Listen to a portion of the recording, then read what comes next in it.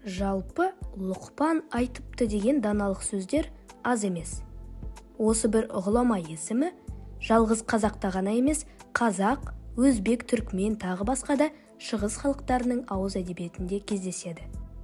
Сондағы айтып отырғанымыз Лұқпан Хәкім. Шығыс халықтарының фольклорында кездесетін көркем бейне. Ертегілер мен хикаяларда Лұқпан Хәкім бейнесі жан-жақты сипатталған. Көп ізденіп, терең білім алған ол, халқының қамқоршысы, әділетті, шындықты жақтап өткен жан ретінде айтылады. Қайырлы күн, құрметті көрермен. Ғұламаның айтып өткен сөздерін ұсынбастан бұрын, даналық сөздер арнамызға тіркеліп қоюды ұмытпаңыздар. Дайын болсаңыздар, біз бастайық. Екі нәрсені ұмытып жіберіңіз. Біреуге істеген жақсылығыңызды, біреудің сізге істеген жамандығын. Сараң да қатты болмаңыз, бірақ үнемшіл болыңыз. Тек Алладан сұрап, оған ғана үміт артыңыз. Сонда сұрағаныңыз орындалатын жол көрсетіледі. Тым қатты ойға беріліп, қайғыға бата бермеңіз. Алланың берген нығметіне қуана біліңіз. Сонда тыныш әрі жақсы өмір сүресіз.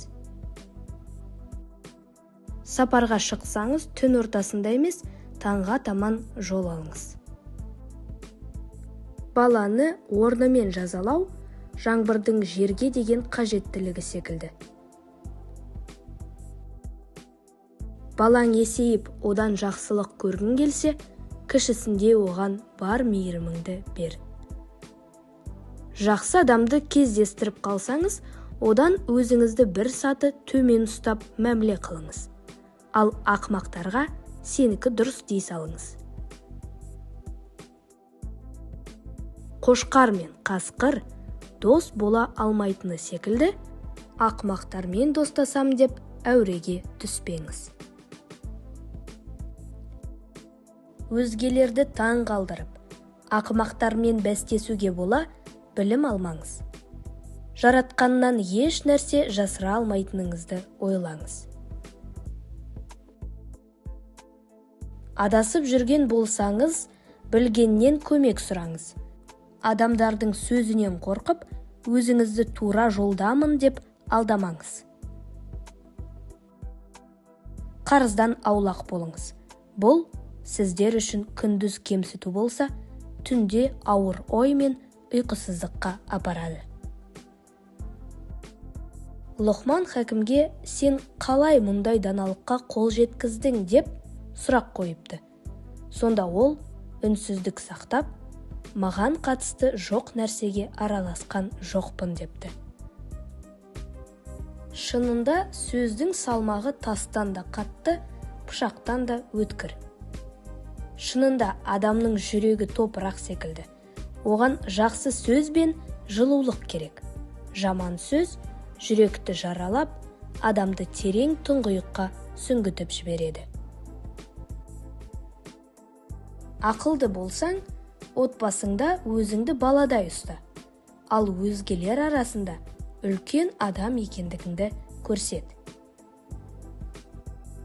Алған біліміңе амал етпей, одан да көпке ұмтылуың, бір адамның бір құшақ отын жинап, оны көтере алмайтынын біле тұра, оған тағы да ашкөздікпен отын тергеніндей болмақ.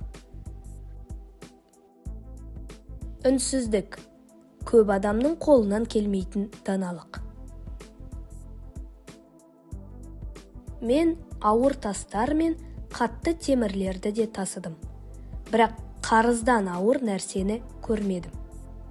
Дәмді тағамдар мен балдай тәтті жемістердің де дәмін көрдім, бірақ денсаулықтан тәтті ештеңе көрмедім. Әйелге сенбе, оған сырыңды айтпа. Өтіп кеткен жанжал мен келіспеушіліктерді есіңе алма. Біреуді ешкімнің алдында ұятқа қалдырма. Мейманыңа іс бұрма, және оның жанында жанжал шығарып, біреумен ұрыспа. Балаң не айтса, соны істей берме. Өз наныңды өзгенің дастарханында жеме. Көшеде отырған іссіз және әңгімешіл адамдарға қосылма. Тәнің мен киіміңді таза ұста. Аз жеуге, аз сөйлеуге әдеттен. Сөйлесең, дәлелмен сөйле. Саған ісі түскен кісіні үмітсіз қайтарма, ал наданнан жақсылық күтпе. Өзіңе жақпаған нәрсені өзгеге де тең көрме. Біреудің үйіне кіргенде көзің мен тіліңе ықтият бол. Барлық істе орташа жол тұр. Адамдар әдемі сөздермен мақтана берсін, ал сен үнсіздікті қош көр. Ненің пайдалы, ненің пайдасыз екенін ұмытып, өз абыройыңды төкпе. Байлығыңның мөлшерін дос пен дұшпанға білдірме. Ақыретіңе зиян келтіретін дәрежеде дүниеге берілме. Бірақ адамға жүк болатын дәрежеде дүниені ұмыт қалдырма. Дүние түпсіз терең теңіз. Онда не бір патша да, мүсәпір де өткен. Солай екен, сен өзіңе иманнан кеме жасап ал. Досыңды қиын күндерде сына. Оның пайдасы мен зиянын електен өткіз. Сөйлеген сөздеріме өкінген күндерім көп. Бірақ үнсіз қалғаным үшін ешқашан өкінген емеспін. Адамдарды кемсітіп, керден қағып, аяғыңды алшаң баспа. Өйткені Алла тағала ешбір тәкаппар және мақтаншақ құлын сүймес. Ақымақтармен әңгіме жарастырма, екіжүзділерге жолама.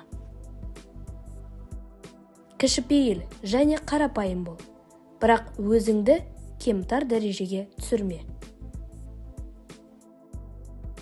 Себепсіз күлме, мақсатсыз жүрме. Өзің үшін пайдасы жоқ нәрселерге сұрақ қойма. Біреуге ақыл айтсаң, әуелі өзің соған амал ет.